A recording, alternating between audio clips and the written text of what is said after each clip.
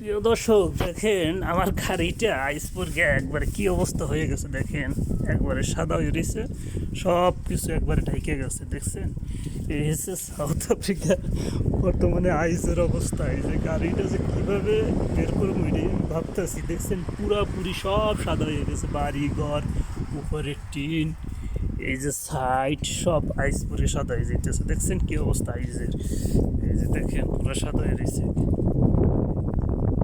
আল্লাহ, কি অবস্থা আইসের, আইস পড়তে আছে দেখছেন, এখনো আইস কিভাবে পড়তে আছে, একবারে অবস্থা খারাপ। দেখছেন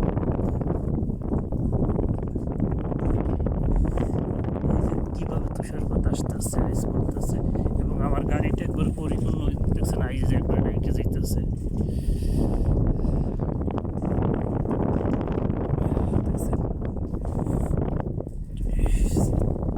অবস্থা, কি অবস্থা হয়ে গেছে।